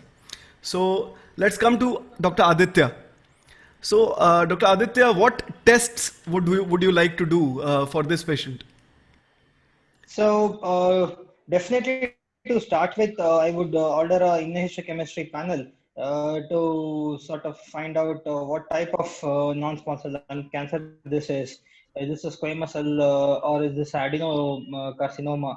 Having said that and considering that he is also a former smoker, it would be worthwhile to perform the whole panel of molecular tests. Molecular tests. Aditya, I cannot see your face. It's okay. Okay. Yeah. So Yeah. The molecular test would be EGFR, ALK, ROS, PD-L1. Okay, now it's better. BRAF. Yep. So EGFR, ALK, ROS. No. How many BRAF, IHC markers? How many IHC markers do you want on this, Aditya? Basic form. So we need a CK, we need a P63, CK7, CK20. So 3-4 markers should be enough for us to subtype between. Let's move to Dr. Anjana. Dr. Anjana, I'm unmuting you. You can tell me how many IHC markers you want. Okay. At our center, we do a TTF1 and an APSIN, and also we would sometimes do a P63 as well. But like Aditya said, tissue is always. Tissue is an issue at times. So the bottom line here is that you want a minimal IHC, restricted to 1 or 2 markers, 2 markers maybe. Okay. So that's the bottom line. What kind of molecular test do you want to do now? Let's ask this question to Dr. Vijay. Are you around? Yeah, Vijay? I'm here. Hi, Yes, Prashant. I'm here. Vijay, hi, how are you? Yeah, hi. So tell I'm me good. I'm what good. molecular test you would like to do here? I'll probably do a PDL1 expression on that, and I think I'll be happy with that. EGFR, Al cross, PDL1. Probably these 4 things is what I would need at my center. So EGFR, AL cross 1, PDL1, and some 1 or 2 IHC markers. That's all. Yeah, Okay. I think Let's move to the next slide, Ravindra. So this is the bottom line, and the panel has very well brought out this important point that the IHC needs to be minimal. Tissue is the issue in lung cancer, so restrict your markers. Don't spend too much. It's actually IHC is actually money in lung cancer. So molecular testing, as some of our panelists said, that EGFR Al cross 1 is the minimum required, and sometimes you would go ahead and do a more comprehensive analysis. Next slide. And PDL1, yes. So what about liquid biopsy? Let's come to Dr. Rajat now. Dr. Rajat, tell me, would you go for a liquid biopsy in any patient upfront, and what kind of patient profile would that be? So liquid biopsy would not be my first choice, definitely. So those patients in which the sample is not adequate and doing a repeat biopsy is risky, then only I would consider the option of liquid biopsy. So that's a valid point. Bottom line, negative result is non-informative, but it is specific. Positive result has a meaning. Next slide. So in this patient turns out to be TTF1 positive, and this is an adeno lung advanced. Now let's come to Dr. Preetham. Yes. So what would be your first line of treatment here? So we'll wait. I mean, it depends upon the performance status. Yeah, there are 6 options here. 6 options. 6th is anything else you would like to say, and you can see the other options on the screen now, and all the audiences can see them. So tell me which out of these would you choose? 1, 2, 3, 4, 5, 6. Yeah. So my contention is that if the patient is asymptomatic, in that situation, I will wait for the reports to come, because nowadays the turnaround time for EGFR Al cross is not great. And if the patient is symptomatic, in that. So what platforms do you use for EGFR Al cross 1? So that your time is reduced. Yeah. What do you do?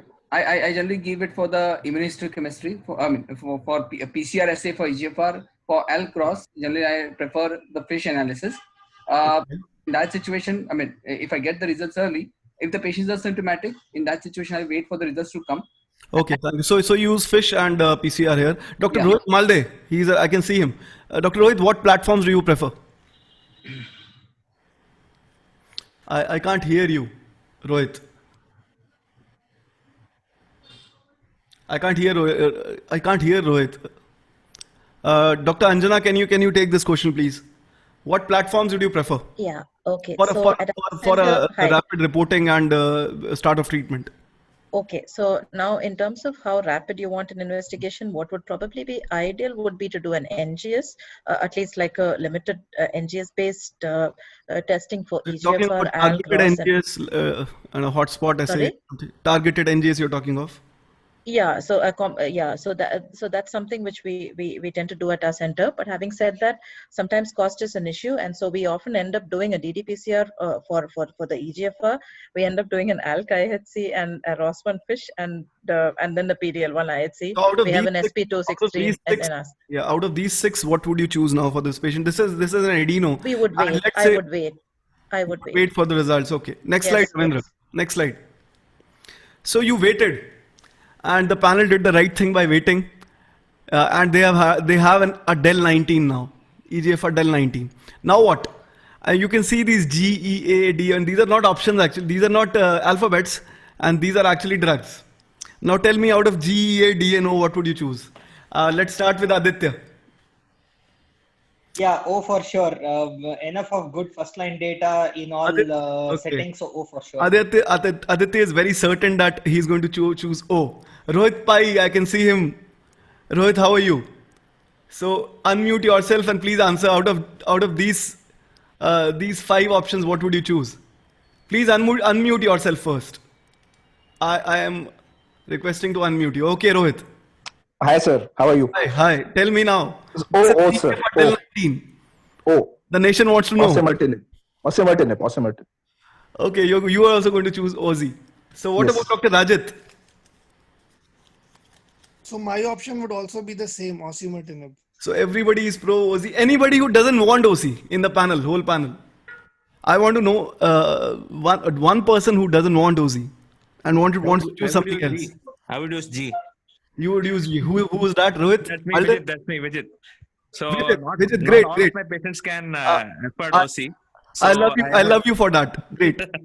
So I would probably prefer G. Okay, so great. So we have somebody who wants to use not use. So can I let's just- wait. And, Ravindra.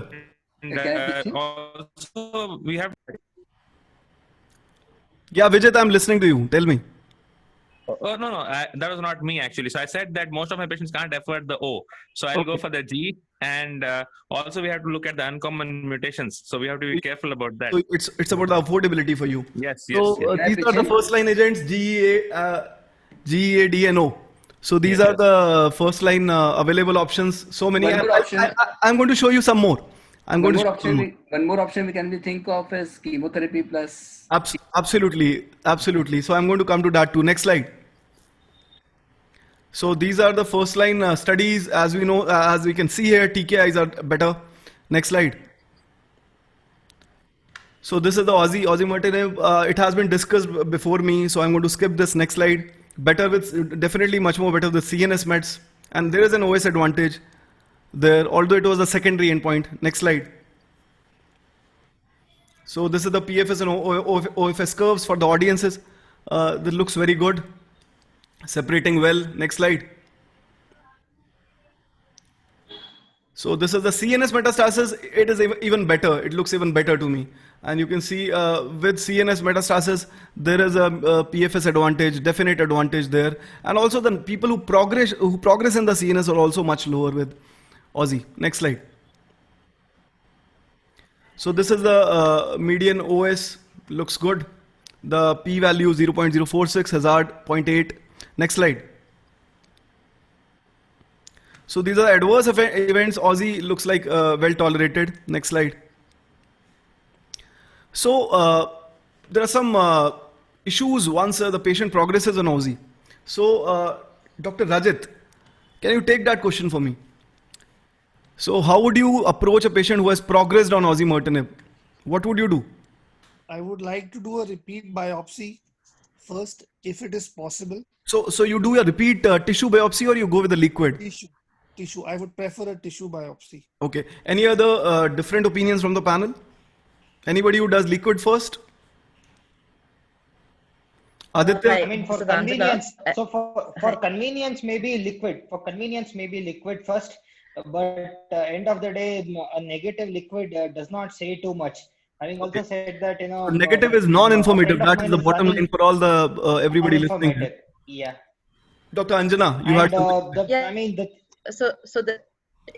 if it covers a C797S and you can pick up a C797S on your liquid, that's probably good enough. But then having said that, for you to know whether there are two types of C797s, you can have a cis and you can have a trans, and those have therapeutic implications. So if you would want to combine your osimertinib and gefitinib, whereas if you have a cis, you would want to go for chemotherapy. Wonderful. That's so in that case, in that case, and then look, considering that and things like MET transformation and small cell transformation, in that case, tissue biopsy with AGS would definitely be the way to go. Great. Next slide, Ravindra.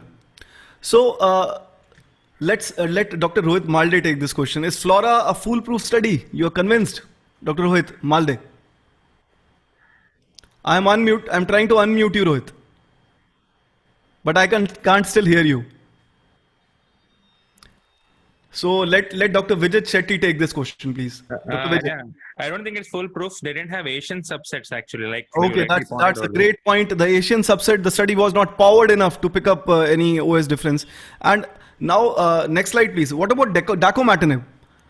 Let Dr. Anjana take this question. What about dacomatinib? So dacometinib, I think, is also showing some promising results. But the issue is that a majority of patients actually ended up going down a level of dosing. So majority of them actually went down to the 30 milligrams OD. So I think it definitely is available now. It is still a second line option, but I'm not sure I don't think, you know, if somebody asked you, would you prefer one over the other, osimertinib over So are you not impressed with the OS in Archer 1050?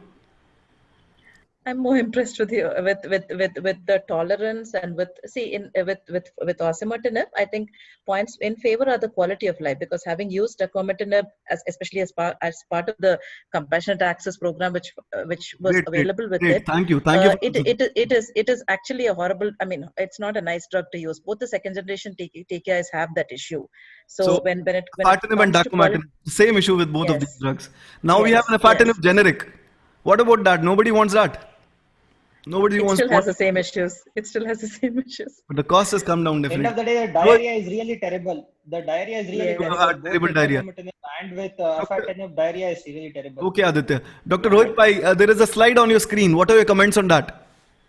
So definitely will be a good option in patients who especially are not able to afford osimertinib and who are reasonably fit to tolerate the combined treatment. So yes, it's a valid option. In this patient, it will be a valid option in case the patient is not able to afford osimertinib. Okay, so you're still not as impressed as you're impressed with Aussie. Sir, the tolerability of osimertinib is better as compared to chemo plus oral TKI. Okay, next. Okay, great. That answers that. Next slide. Hi, Dr. Prashant, this is Anjana. Just a quick point. With chemo plus TKI, I don't think we have data yet about patterns of resistance and you know the subsequent mechanisms of what happens after that. So that is just something to keep in your. Yeah, great point. So what about ALK now? So the same patient, he turned out to be having an ALK rearrangement. Now let Dr. Rohit Pai take this question. Next slide, Ravindra. So you have so many options now. Rohit, what are you going to choose? So I would perform my MRI brain at baseline. Oh, great. That's a great thought. That's a great thought. So you're going to choose based on your presence or absence of brain metastasis. That's a great. I would like to at least document a baseline MRI. So let's say the patient has asymptomatic brain metastasis. What are you going to choose out of all these options? And now you also have lorlatinib now. So if the affordability is not an issue, perhaps I'll go for alectinib. But practically speaking, if there are brain mets at baseline, I would choose ceritinib. Great. And what dose of ceritinib are you going to choose? 450. Great. So next slide. So this is the ALEX study. Before me, this has been discussed, I suppose. Next slide. Great results with alectinib as compared to crizotinib. Next slide. Especially in those with brain metastasis, as Dr. Rohit has pointed out, the update on survival looks very good. The PFS is amazing, 34.8, 10.9. Although I should not be using such adjectives, it is significant. That's what I should be saying. Next slide. So the CNS metastasis, it does even better, and the cumulative incidence of CNS progression, that's also is favoring alectinib. And for CNS disease, definitely, as Dr. Rohit pointed out, that MRI brain should be done for everybody who has an ALK rearrangement at baseline. Next slide. And definitely with the presently available options, some points on brigatinib, similar drug. Next slide. Next. So I wanted to come to that mutation slide actually. This is again brigatinib brain metastasis does well. Next slide. So what are your comments on this slide, Dr. Anjana? You can see a mutational profile and some drug sensitivities. What do you have to say on this? Yeah, well, there's some red and there's some yellow and there's some green. So the bottom line is, I think ALK positive lung cancer will move the CML way, wherein ideally you would want to do a rebiopsy and look at this mutational profile before you choose a second line agent. But if you don't have access to this sort of stuff, then for a broader cover, lorlatinib is probably the best agent, which covers even that I can't remember the G1208. 1208R, so that which is actually resistant to alectinib as well. So Aditya, do you have any concerns and reservations using lorlatinib upfront? So this slide and this table actually looks looks a little bit like how imatinib was, and then imatinib resistance came, then how dasatinib came, and then everybody had T315I. So right now, obviously, if I do have a patient with any of these mutations, I need to go on the internet, look at this table, and mix and match. As far as lorlatinib in first line goes, I'm not yet comfortable. Just like I'm not comfortable doing dasatinib first line yet. So lorlatinib first line. We are using our most powerful bullet in the first, and so got your point. Got your point. Let me point out to the bottom line now. So crizotinib for everybody, but alectinib for those with asymptomatic brain mets, and lorlatinib maybe at progression. Is it okay with you, Aditya? Yep. So maybe not crizotinib, maybe ceritinib. So ceritinib. Ceritinib 450, as Dr. Rohit pointed out. A great option. Yeah, ceritinib 450. So I agree with Rohit with that. Yep. Great. So next slide. So this is lorlatinib, does well, available in India now. A similar drug and also active for that resistant mutation G1202R. Next slide. So next slide. This is again post 2 TKIs. It still works, so it makes sense to use it as at progression rather than upfront. Next slide. So ROS1 rearrangements. Let Dr. Vijit Shetty take this question. What is your drug of choice for ROS1? I don't think we have anything in particular. I think we have to use the ALK inhibitors only. Probably it will be crizotinib, or depending on the patient's pocket, you'll have to make a choice. So next slide. So crizotinib does well. 4-year OS at 51% looks really good. Next slide. And entrectinib. So Dr. Vijit did not mention this one, and this is one approved drug now, and which is specifically for ROS1, and it has shown very good responses, and also pretty good OS at more than probably 70% or so at 42 months. So what do you have to say on entrectinib? It is not yet available in India. Since I haven't used it, I wouldn't be able to make much comment on that. So crizotinib will be my way forward. Crizotinib is your way forward.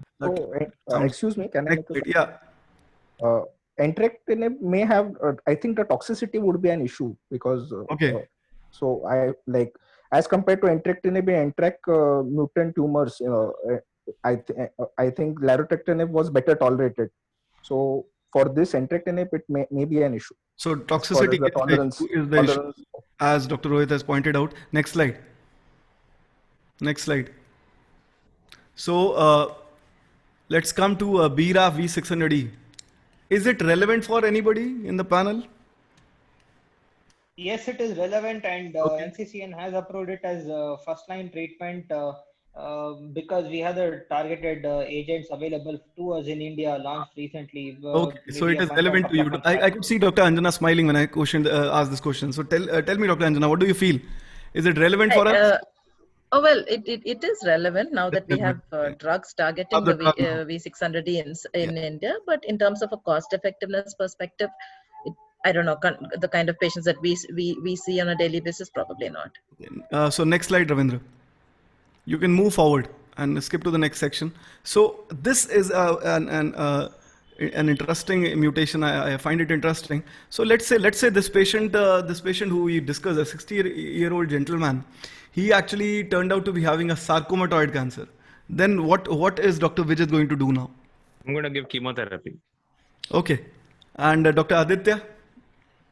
Yeah, so there was at this point of time, getting hold of these inhibitors is difficult. So I agree with Vijit in the sense that chemo would be the way. So next slide, Ravindra. So I just wanted to point out this, that 20 to 30% of patients with a sarcomatoid cancer can have MET exon skip. So worth testing probably, and should be done with a next-gen sequencing platform. Next slide. Come to the next section. So these are other emerging MET TKIs, capmatinib, tepotinib. Capmatinib is approved recently by FDA in May 2020 for MET exon skip. Next slide. And these are the response rates. Next slide. Pretty much similar to other TKIs. Responses are good and sustained. Next slide. So RET, any experience with RET fusion in lung? Did anybody find a RET fusion ever? Or tried to test for it and found it? Okay, next slide. This is a more rare one, 1 to 2% of non-squamous NSCLC. Next slide. And there are drugs. There are drugs for this, and there is an FDA approved drug also now. So next slide. So this was approved in May 2020, selpercatinib. And there are some other drugs also. Next slide. There's an important study, Libretto 01. You can see the responses look pretty good. Overall response rate 85%. Next slide. And CNS activity also pretty significant. Next slide. So the pan-TRK inhibitors, Dr. Rohit pointed out with the toxicity issues with entrectinib. But yes, it's a rare mutation. Difficult to get so lucky and find it in some patient. So anybody has found an NTRK alteration in any of their patients? All tumor types in the panel or audience? If somebody in the audience has found an NTRK fusion, they can write in the chat box and I would get to know. Next slide. So next slide. These are response rates pretty good. So coming to immunotherapy, Dr. Sajjan had discussed and thereafter Dr. Sushant had taken this discussion to a very good level and had discussed fine nuances of chemoimmunotherapy in NSCLC. So next slide. So this is a 68-year gentleman, former smoker, right apical mass, similar situation, and this is mutation negative PD-L1 2%, and the platform which was used was SP263. Dr. Anjana, what would you do? TTF1 positive. It is in your center, you only do one IHC, TTF1, and you saved a lot of tissue also. Tell me, what are you going to do now? So definitely he would be on a chemotherapy backbone. The question is whether we would give him chemo with IO or chemo with BEV or chemo with IO plus BEV with this patient. So next slide. These are the options. Choose 1, 2, 3, 4. Option 2. So you're going to go with 2. Anybody who will differ? PD-L1 at 2%, SP263. Would you want another platform for testing or you're okay with the SP263? Dr. Preetham? Yeah, I think I go with the same option number 2. Okay, so Dr. Aditya, any different opinions?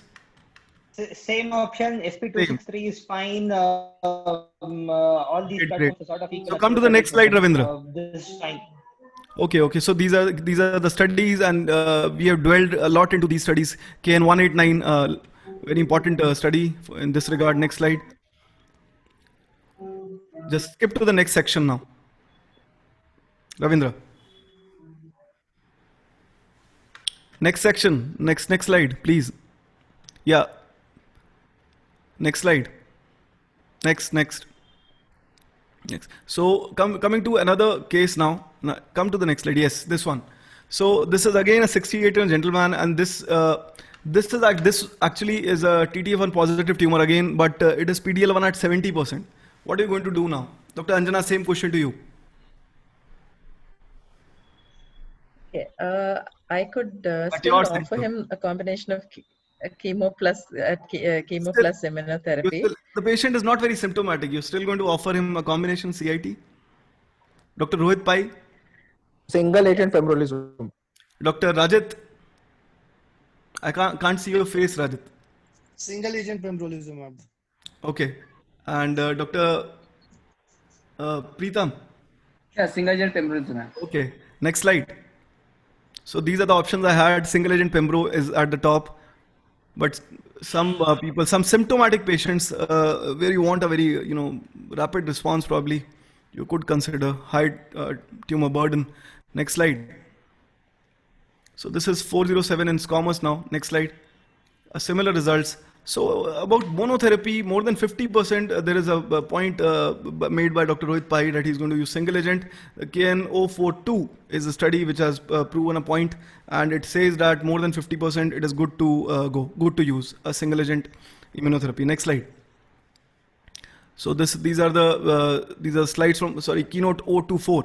So this is a pembro single agent against platinum doublet. and 4 to 6 cycles again.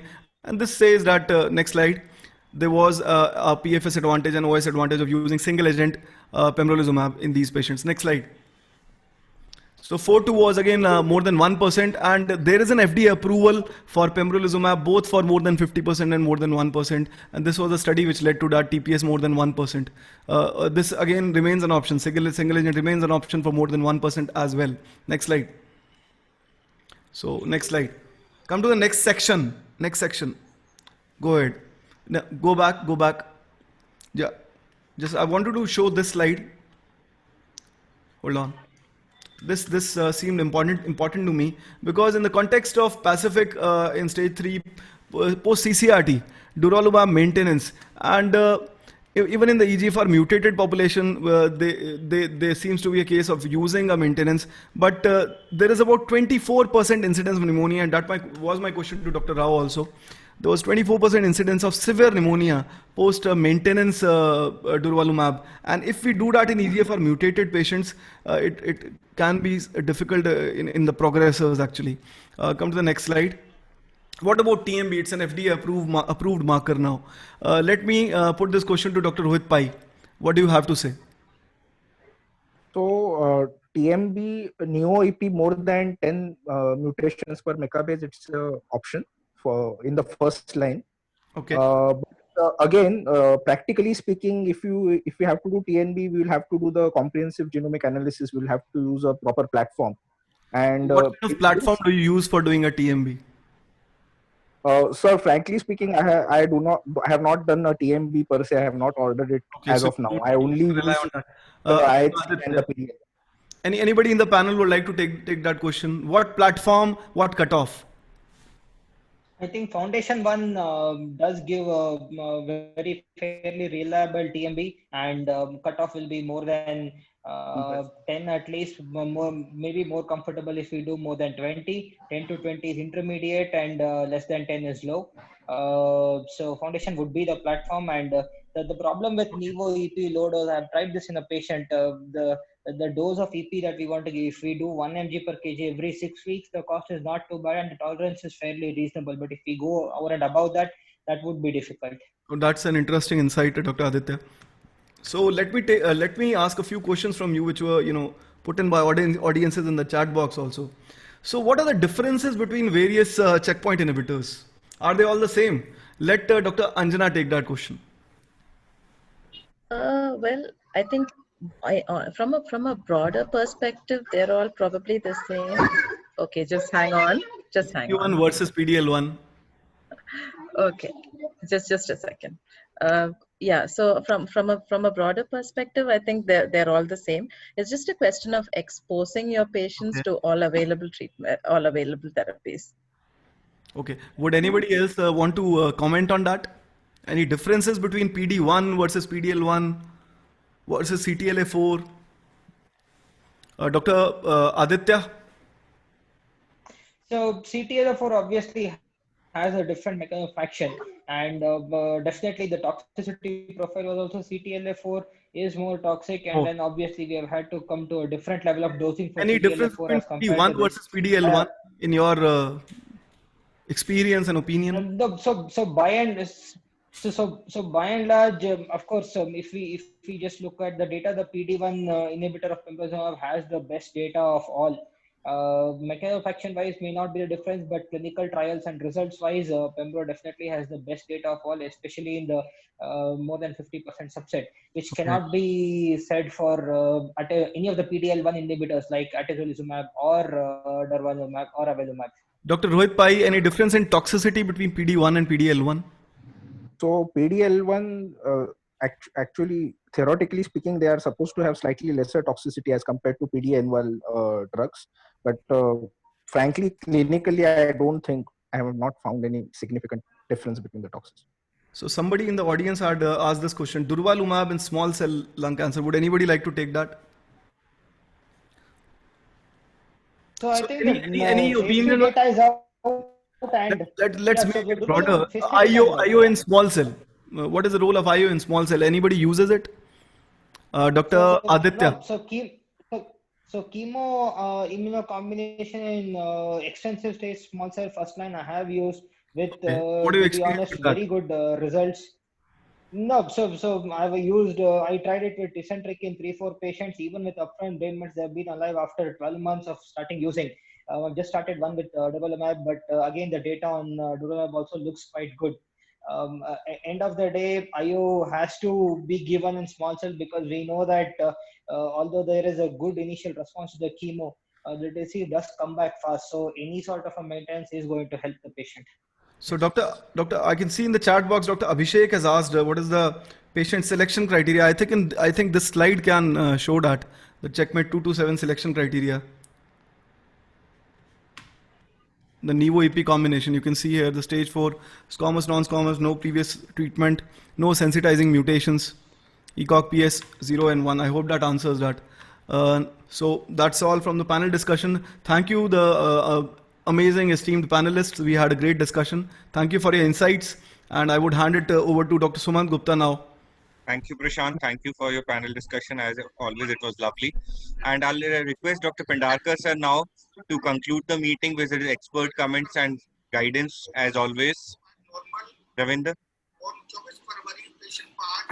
Hello, good evening, everybody. And really, thank you very much for this wonderful discussion today. We had a great talk, with great meeting, great discussions. And so what is most important which has come out is, what is most important which has come out here is basically you can use chemo. You can use chemo plus immuno. You can use immuno alone. These are the options available to you, or you can use TKI alone. So these 4 lines of treatment are available to us for the patients. The problem being, except chemo, everything else comes at a very high cost. So a lot of our patients actually do not get the treatment we want to offer them. So all of us probably should start working in the direction and convincing various agencies, the insurance companies, the government and all, so that we are allowed to use better drugs for our patients. So I think our direction, our aim should be to do advocacy so that more people can get the best drugs available today. Second thing we should work on is, except for chemo, if you want to use anything else, you need diagnostics. And again, unfortunately, a lot of diagnostics, if you really want to do the best diagnostics, which is NGS, it really comes costly. So again, we should start working with the governments and the insurance companies that all these reports are approved. Why I'm telling so? Because the recent trends we have seen in last 3 months is more and more patients are switching over to Ayushman Bharat. More and more patients are switching over to hospitals which have Ayushman Bharat. So you will have to work in, unfortunately, in the boundaries of Ayushman Bharat. And if you have to do that, we will need the support of all the agencies. Definitely, that's the basic comment, philosophical, which I wanted to bring it to you. But we have really discussed extensively the management of all the drugs, management of the cancer using all these agents. But I would still like to say that osimertinib still appears to be one of the best options. Being the technical reason being, the osimertinib works well because it's really more specific for the mutation. So it really works on the EGFR mutated receptor rather than EGFR wild receptor. So that's a technical reason for this. So for every drug, there is some or other small technical reason why the drug is appearing superior. So somebody may have a brain metastasis, a better role in a brain metastasis like alectinib, or so in first line, pembrolizumab has been tried more, so it appears to be better than other IO drugs. Maybe other drugs are also better. So we have these still limitations of usage of the drug. And I personally feel that in the next 1 or 2 sessions, Sumant should take up more close issues on one of the very specific topics like why pembrolizumab and why not nivolumab or something like that, so that we can dissect out the drug better. So again, I would like to thank everybody for today's participation, and thank you very much. Thank you, sir. And we are happy to announce next session is after 1 month on combination Nivo plus AP. So we'll be on specificities. So your words are already taken into account, sir, before you speak them. Thank you. Thank you. Thank you everyone for your participation. I am very thankful for the senior faculty, Dr. Ranga Rao sir, Dr. Pendarkar sir, for making it out for us. All the